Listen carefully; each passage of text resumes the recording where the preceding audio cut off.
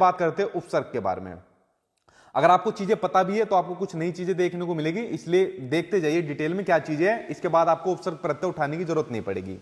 अगर मैं बात करूं सबसे पहले उपसर्ग की, तो देखिए उपसर्ग वे शब्दांश होते हैं जो किसी शब्द से पहले जुड़कर उसके अर्थ में बदलाव ला देते हैं, इनको कहा जाता है उपसर्ग कहा जाता है। फॉर एग्जाम्पल, मान लीजिए कोई शब्द लिखा है, मूल शब्द है, मान लीजिए कोई लिखा हुआ है अधिक। अधिक का आप सबको मतलब पता है। अगर मैं अधिक से पहले एक शब्दांश जोड़ दूं अति, अति मैंने जोड़ दिया तो क्या हो जाएगा, ये हो जाएगा आपका अत्यधिक। क्या हो जाएगा, अत्यधिक हो जाएगा। देखिए ये शब्दांश क्या होते हैं, जो शब्द से पहले, ये शब्द था अधिक, इससे पहले जुड़कर इसके अर्थ में बदलाव ला दिया। जैसे एक और एग्जांपल लिख लो, मान लीजिए मैंने लिख दिया जय। अगर जय से पहले मैंने एक और लगा दिया शब्दांश, उपसर्ग लगा दिया परा, तो क्या बन जाएगा, ये प्राज्य बन जाएगा। क्या बन जाएगा, प्राज्य बन जाएगा। तो देखिए यहां पर आपका सीधा विलोम शब्द बना दिया। आपके एग्जाम में क्वेश्चन इस तरीके से भी पूछा जाता है कि बताइए निम्नलिखित में से कौन सा उपसर्ग लगाने पर वो विलोम शब्द में बन जाएगा। जैसे जय का मतलब आप सभी को पता है विक्ट्री होता है, और उसके बाद अगर उसमें उपसर्ग प्रा लगा दिया तो ये हो गया पराजय, यानी हार, यानी जीत का विलोम क्या हो जाएगा, हार हो जाएगा। तो देखिए क्या हो रहा है, ये जो शब्दांश होते हैं, जैसे अति हो गया, प्रा हो गया, अभी वीडियो के अंदर आपको और देखने को मिलेंगे जो आपके पेपर में आते हैं। तो जो ये शब्दांश होते हैं ये किसी शब्द के कहा जुड़ते हैं, शब्द से पहले जुड़ते हैं। ये शब्द से पहले जुड़ रहे हैं और पहले जुड़कर उसके अर्थ में बदलाव ला देते हैं, इन्हीं को कहा जाता है उपसर्ग कहा जाता है। इसकी डेफिनेशन भी कई बार एग्जाम के अंदर आ चुकी है, तो इसको भी आप लोग देख लेना। यहां तक आप लोग समझे, ठीक है। और देखिए मूल शब्द देखकर आप लोग उपसर्ग लगाना। फॉर एग्जाम्पल, अगर एग्जामिनर ने लिख दिया बताइए अनार, अनार में कौन सा उपसर्ग है, तो आप ये मत करने लग जाना कि आ जमा नार, ठीक है। देख लेना इसका अर्थ भी निकलता हो। नार का कोई मतलब होता है, कुछ नहीं होता, तो अनार के अंदर कोई भी उपसर्ग नहीं आएगा, ठीक। तो ये हो गई आपकी उपसर्ग की बात। अब देखो उपसर्ग की बात करते हैं जो आपके एग्जाम में मोस्टली पूछे जाते हैं और लगभग यही बार बार देखने को मिलते हैं जो मैं आपको बताने वाला हूं। इसलिए एक एक करके आप लोग इनको ध्यान से देखते जाइए, पढ़ते जाइए, और जब आप इनकी प्रैक्टिस करोगे तो आपको पता चल जाएगा कौन कौन से महत्वपूर्ण उपसर्ग होते हैं जो कि आज मैंने वीडियो के अंदर लिए हैं। अगर मैं पहले आपके उपसर्ग की बात करूं तो ये होता है आपका अति, ठीक है, ये होता है आपका अति। जैसे फॉर एग्जांपल मैंने लिख दिया रिक्त, मैंने लिख दिया रिक्त। रिक्त का मतलब आप सभी को पता है खाली। अगर रिक्त से पहले अति लगा दिया तो अति जमा रिक्त क्या हो जाएगा, अतिरिक्त हो जाएगा। अति जमा रिक्त क्या हो जाएगा, अतिरिक्त हो जाएगा, ठीक है। दूसरा लेते, दूसरा हो गया आपका अधि। इन सभी को देख लेना, यही मोस्टली आपके एग्जाम में आते हैं। अगर मैं अधि के बाद लगा दूं कार, अधि के बाद में लगा दूं क्यार, कार, तो क्या हो जाएगा, अधिकार हो जाएगा। तो अधिकार में कौन सा उपसर्ग हुआ, अधिकार हो गया। अधिकार के अलावा कौन सा हो जाएगा, मान लीजिए अधिक में, अधि में मैंने जोड़ दिया नायक, नायक जोड़ दिया मैंने, ठीक है। नायक का आप सभी को पता है जो हीरो होता है, तो क्या हो जाएगा नायक जोड़ने पर, ये हो जाएगा आपका अधिनायक हो जाएगा। तो देखिए बिल्कुल ही इसका क्या हो गया, शब्द का अर्थ बदल गया। नायक आप सभी को पता है जो हीरो होता है, लेकिन जैसे ही इसके पहले उपसर्ग जोड़ा अधि, तो ये क्या बन गया, अधिनायक बन गया। अधिनायक का मतलब होता है मुखिया। क्या मतलब होता है, मुखिया होता है, ठीक। तो अधि हो गया। अधि के अलावा आपके एग्जाम में पूछा जाता है, आपको उप पूछा जाता है, ठीक है। उप के अंदर जैसे मान लीजिए उप में अगर मैंने जोड़ दिया देश, जोड़ दिया तो क्या हो जाएगा, देश में उप जोड़ने पर क्या हो जाएगा, उपदेश। देखिए बिल्कुल ही अर्थ चेंज हो गया। कहा देश की बात थी, कहा उपदेश हो गया। अगर मान लीजिए मैंने जोड़ दिया उप के अंदर वन, उप जमा वन क्या हो जाएगा, उपवन हो जाएगा। तो उप को भी आप लोग समझ गए। उप के बाद जो नेक्स्ट है अगला है वो आपका प्रा।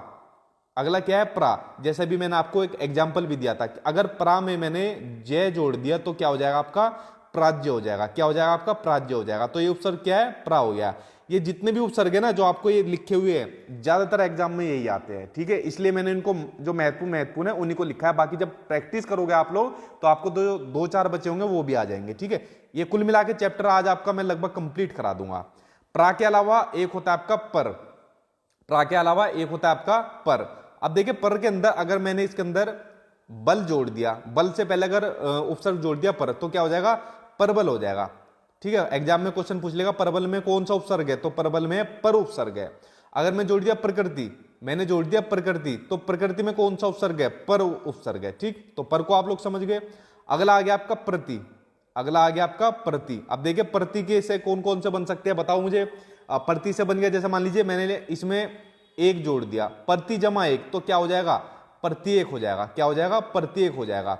और देखिए एक हो जाएगा आपका प्रतिकूल। क्या हो जाएगा आपका, प्रतिकूल हो जाएगा। आपके एग्जाम में क्वेश्चन पूछा गया था कि प्रतिकूल का विलोम शब्द बनाने के लिए किसका यूज करेंगे, ठीक है। तो देखिए एक होता है प्रतिकूल, एक होता है आपका अनुकूल। दोनों विलोम शब्द अलग अलग होते हैं। तो यहां पर आ जाएगा आपका प्रति, यहां पर आ जाएगा आपका अनु आ जाएगा, ठीक है। तो इस तरीके से आपको प्रति भी याद करना है, बड़ा महत्वपूर्ण है। प्रति के अलावा अगला आ गया आपका सु, ठीक है। अब देखिए सु से क्या बन सकते हैं, अगर बतिए तो सु से सुगम बन जाएगा, सु जमा गम, सुगम बन जाएगा यानी आसान सरल, सुगम बन जाएगा, ठीक है। सुगम के अलावा सुजन बन जाएगा, ये भी बन जाएगा, सुजन बन जाएगा, ये आपका सु से बनेगा। जो आ होता है, जो छोटा आ होता है, ये भी उपसर्ग के रूप में प्रयोग किया जाता है। वो कैसे, देखिए अगर देखिए अटल लिख दिया जाए, बताइए अटल के अंदर कौन सा उपसर्ग है, तो आ हो गया। अटल के अलावा और क्या लिखे, अकेला लिख देता हूं, अकेला में कौन सा उपसर्ग है, अकेला में उपसर्ग है आ उपसर्ग है। अब देखिए मूल शब्द क्या था, केला था, केला में अगर आ जोड़ दिया तो क्या बन गया, अकेला बन गया, बिल्कुल ही इसका अर्थ बदल दिया, कहा केला और कहा अकेला, ठीक है। उसके अलावा अगला उपसर्ग देखिए, ये आपका नी, ठीक है, ये आपका नी। अब देखिए नी से कौन कौन से बन सकते हैं, नी से बन सकता है आपका निडर, ठीक है, नी जमा डर, तो डर में कौन सा उपसर्ग आ गया, निडर आ गया। निडर के अलावा बन जाएगा आपका निकम्मा, जैसे घर वाले बहुत ताना देते होंगे कुछ को कि निकम्मा कुछ पढ़ता नहीं है, पेपर पास नहीं करता है, ठीक है, तो निकम्मा के अंदर कौन सा आ जाएगा, नी आ जाएगा, नियत्ता आ जाएगा, इस तरीके से। उसके अलावा अगले उपसर्ग की बात करें तो आपका भर, तो भर से क्या आ जाएगा, भर से आ जाएगा भरपेट आ जाएगा, ठीक है, भर से क्या आ जाएगा, भरपेट आ जाएगा, कि भरपेट के अंदर कौन सा उपसर्ग है, भर है इसके अंदर, ठीक है, भरपेट हो गया, भरमार हो गया, इस तरीके से लिख सकते हो। अगला उपसर्ग है आपका पुनर, तो पुनर देखिए उपसर्ग कौन सा हो जाएगा, पुनर से पुनर्जन्म, ठीक है, ये लिख लीजिए आप पुनर्जन्म, तो पुनर्जन्म में कौन सा उपसर्ग है, तो पुनर उपसर्ग है पुनर्जन्म में, ठीक है। अगला है देखिए सत, बड़ा महत्वपूर्ण आपका सत, कई बार एग्जाम में आ चुका है, एग्जाम में मोस्टली आ चुके हैं सारे, मैंने कहा ना जितने जितने इंपोर्टेंट है सभी मैं आपको बता दिए हैं। तो देखिए सत से कौन कौन से बन सकते हैं बेसिकली सत जिसके साथ जुड़ता है ना, ये सत ता जो है वैसे ही चेंज हो जाता है। जैसे अगर मान लीजिए एग्जाम में क्वेश्चन आ जाए, बताइए सज्जन में कौन सा उपसर्ग है, अब आप कहोगे सर सज्जन के अंदर सत तो आ ही नहीं रहा, तो बेसिकली ये बनेगा सत जमा जन, सत जमा जन हो जाएगा आपका, सज्जन हो जाएगा। जैसे एक और लिख लीजिए आप, हो जाएगा सदाचार, क्या हो जाएगा, सदाचार, सदा जमा ओ सत जमा आचार, क्या हो जाएगा, सत जमा आचार, तो ये इसमें आ जाएगा सत। तो बेसिकली शर्त जो होता है ना जुड़कर बदल जाता है, इसलिए आपको ध्यान रखना बड़ा महत्वपूर्ण है वाला, इसके अंदर बच्चे बड़े कंफ्यूज होते हैं। तो फ्रेंड्स देखिए जितने भी महत्वपूर्ण उपसर्ग थे वो मैंने आपको बता दिए। अब बात करता हूं मैं आपके महत्वपूर्ण प्रत्यय के बारे में। अब बात करेंगे महत्वपूर्ण प्रत्यय के बारे में। देखिए प्रत्यय सेम इसका अपोजिट होता है उपसर्ग का। प्रत्यय ऐसे शब्दांश होते हैं जो किसी भी सार्थक मूल शब्द के अंत में जुड़कर उसका अर्थ या भाव को बदल देते हैं।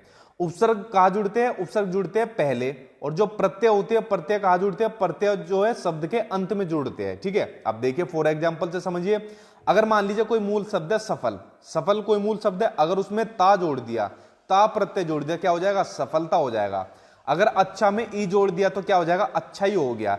तो ये क्या है, ये वे शब्दांश है जो किसी भी शब्द के अंत में जुड़कर उसके अर्थ को बदल देते हैं, ये इन्हें कहा जाता है प्रत्यय कहा जाता है, ठीक। इसकी डेफिनेशन आप लोग समझे। अब आगे देखिए, अब कुछ महत्वपूर्ण प्रत्यय करते हैं, जिस तरीके से महत्वपूर्ण उपसर्ग थे उसी तरीके से कुछ महत्वपूर्ण प्रत्यय है जो आपके एग्जाम में पूछे जाते हैं। अब इनके ऊपर नजर डालिए। देखिए एक आपका इक बड़ा महत्वपूर्ण है, कई बार क्वेश्चन यहां से आ चुकी है।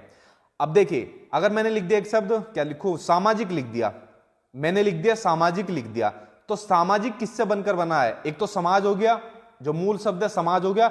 अब समाज में क्या जुड़ेगा, शब्दांश, समाज में जुड़ जाएगा इक, क्या जुड़ेगा, इक जुड़ जाएगा। ये अंत में जुड़ता है ना, जो प्रत्यय होते हैं अंत में जुड़ते हैं, तो समाज में अगर इक जुड़ गया तो क्या हो जाएगा, सामाजिक हो जाएगा। समझे इसको। अब देखिए अगला, देखिए अगला हो गया आपका इत। अब देखिए इत से कौन कौन से शब्द बनते हैं, इत से बन जाएगा जैसे सुगंधित, जैसे बन जाएगा सुगंधित। तो सुगंधित के क्या हो रहा है, एक तो आपका पहला मूल शब्द है सुगंध, सुगंध के अंदर अगर हमने जोड़ दिया इत जोड़ दिया तो क्या हो जाएगा, सुगंधित हो जाएगा, ठीक। इसी तरीके से आपका अक्कड़ बन जाएगा, अक्कड़, अक्कड़ से तो कई बन सकते हैं, ठीक है, अक्कड़ बक्कड़, बक्कड़ नहीं बनेगा, ठीक है। अक्कड़ से देखिए क्या बनेगा, अक्कड़ से बनेगा आपका घुमक्कड़, ठीक है, एग्जाम में पूछा जा चुका है। अक्कड़ में बनेगा आपका घुमक्कड़ बनेगा, उसके अलावा आपका भुलक्कड़ बनेगा, आपका भुलक्कड़ बनेगा, ठीक है। देखो घुमक्कड़ के अंदर क्या हो रहा है, सीधा घूम जमा अक्कड़, घूम जमा अक्कड़, तो क्या हो गया आपका घुमक्कड़ हो गया। और ये घुमक्कड़ कई बार पूछा जा चुका है एग्जाम के अंदर। अगला आ गया आपका आऊ, ठीक है। अब देखिए आऊ से कौन कौन से बन सकते हैं, आऊ से जैसे मैं लिख दूं बिकाऊ, मैंने लिख दिया बिकाऊ, ठीक है। तो बिकाऊ में कौन सा प्रत्यय है, बिकाऊ में प्रत्यय है आऊ, बिक जमा आऊ, क्या प्रत्यय होगा, बिक जमा आऊ। टिकाऊ, टिक जमाओ, क्या हो जाएगा, टिक जमा आऊ हो जाएगा, तो ये क्या हो जाएगा, टिकाऊ हो जाएगा। इसको समझ गए। आगे देखिए और महत्वपूर्ण प्रत्यय की। अगला हो गया आपका ईया। ईया से कौन कौन से बन सकते हैं? ईया से जैसे मैंने बोल दिया बढ़िया, या फिर मैंने लिख दिया घटिया। तो घटिया में बताइए कौन सा प्रत्यय है? तो घटिया में प्रत्यय हो जाएगा ईया, यानी कि घट जमा ईया, तो क्या हो जाएगा? घटिया हो जाएगा, बढ़िया हो जाएगा। ठीक है, बढ़ जमा ईया। उसके अलावा अगला प्रत्यय है और आखिरी आपका लू। अब देखिए लू कौन से कौन कौन से बनेंगे? मैंने लिख दिया मान लीजिए दयालु, एग्जाम में भी आ चुका है। बताइए दयालु में कौन सा प्रत्यय है? तो आप क्या कहोगे भाई? दया तो मूल शब्द हो गया, दया में क्या जुड़ गया? लू, तो ये हो जाएगा आपका दयालु, यानी लू आपका प्रत्यय हो गया।